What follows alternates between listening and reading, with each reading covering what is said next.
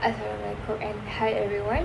My name is Nurul Safa binti Muhammad Rizwan and my ID student is 2021831544.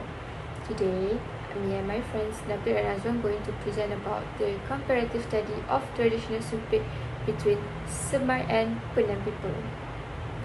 So, for our introductions, I will explain about our background of study first. I will explain the rich cultural heritage of Malaysians indigenous communities, focusing on the Penang and Semai people. Despite sharing some traditions, this group have distinct cultures, histories, and ways of life. A fascinating commonalities in the use of the sumpit, or we call it as a blowpipes, a traditional hunting weapon.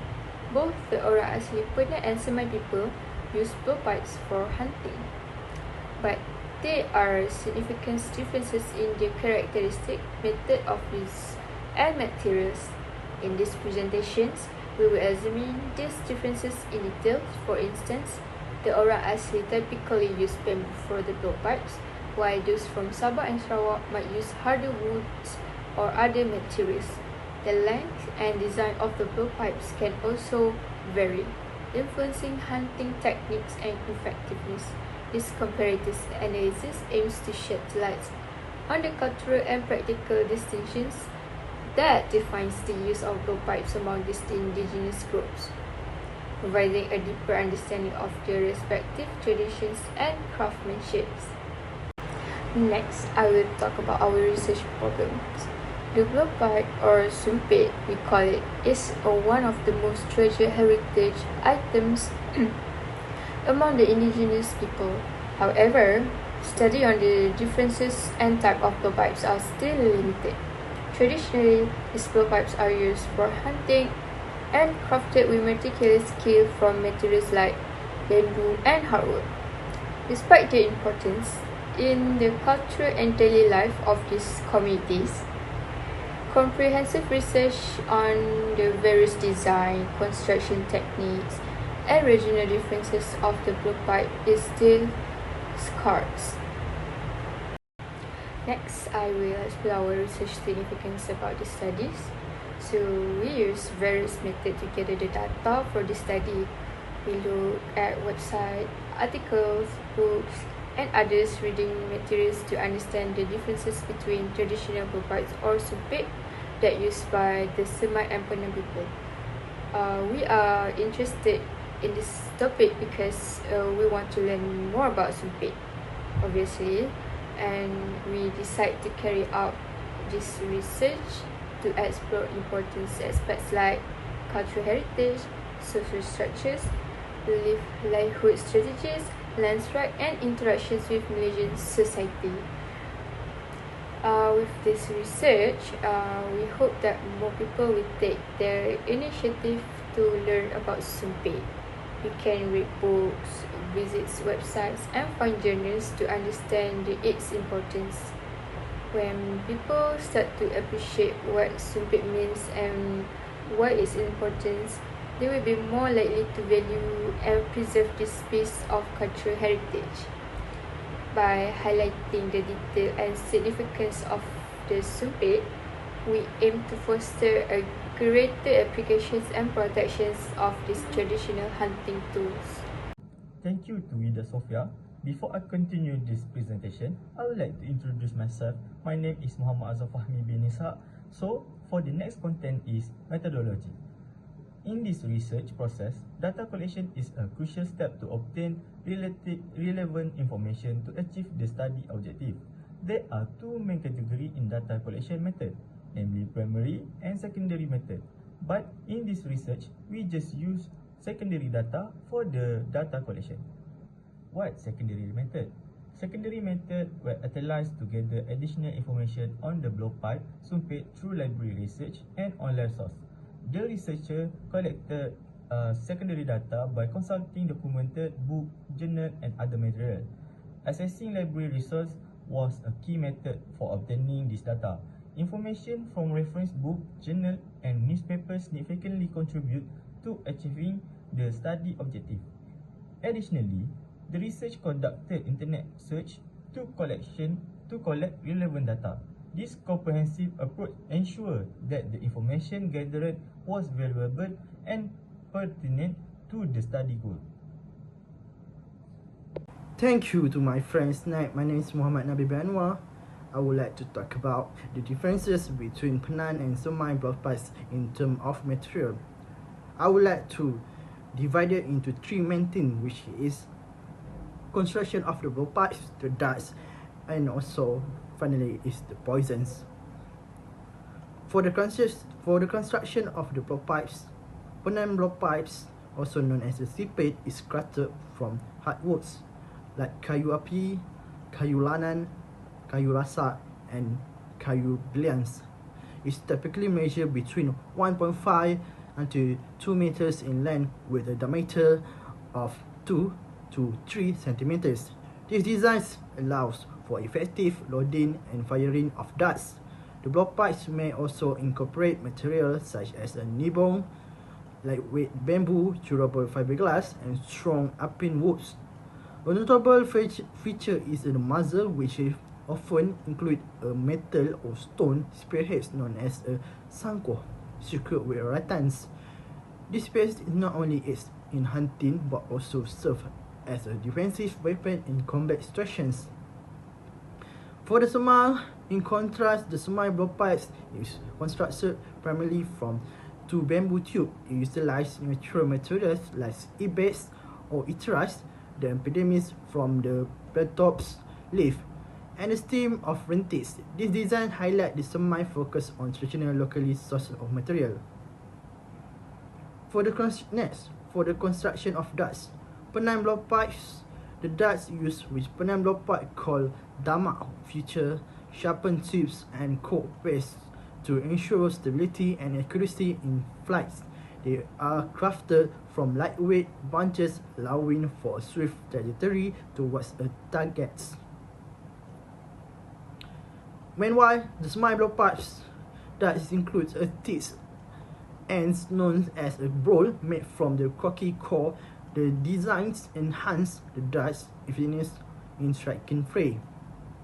For the last one, which is in terms of poison, Penan blowpipes use a sophisticated mixture of 3 set poisonous plant extracts and animal venom such as from snakes and scorpions to coat their darts.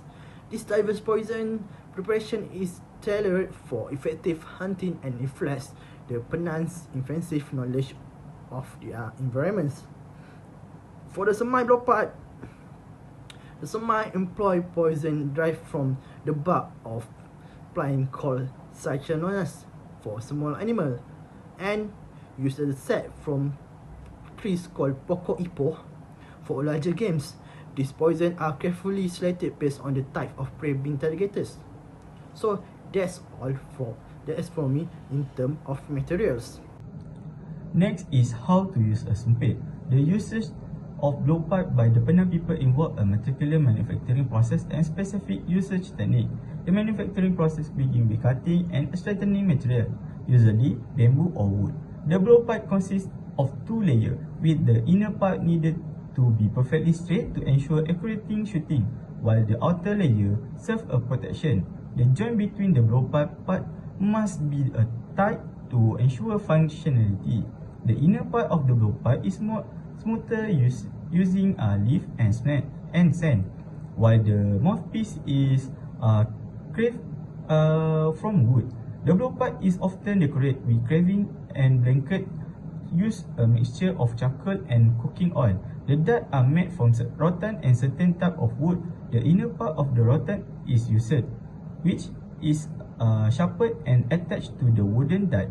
The poison used on the dart come from the ipoh tree rather than from animal and chemical. This poison is cooked and sometimes mixed with other substance to increase its potency. In contrast, the use of blowpipe by the semai people require precise technique to ensure effectiveness. To use the blowpipe correctly, a cloth or curtain is placed behind the dart to create pressure, ensuring the dart can travel further. The use must align the blowpipe with the target and blow to shoot the dart.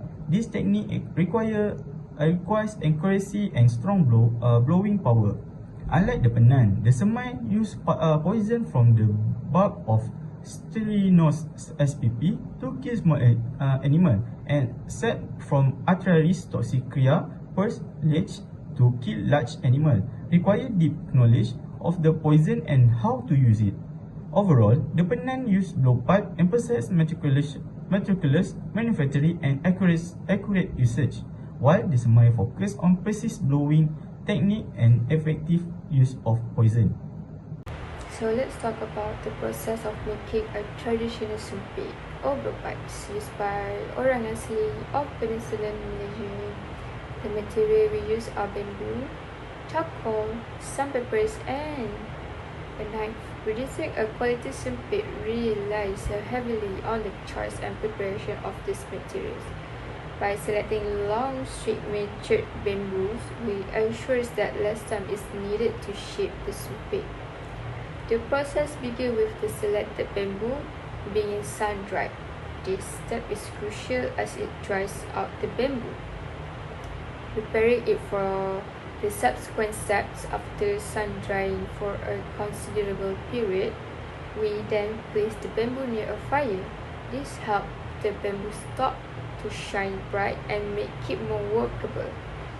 And next, we rub the bamboo with charcoal or sandpaper to smooth its surface. This step is essential to ensure that the sumpit not only looks good but also functions effectively. Once this process complete, we carve various patterns into the bamboo sumpit. This part of the process requires skill and expertise, showcasing the craftsmanship and artistry of makers. By following these steps, we create a traditional sumpit that is both beautiful and functional, preserving a significant piece of orang asli heritage.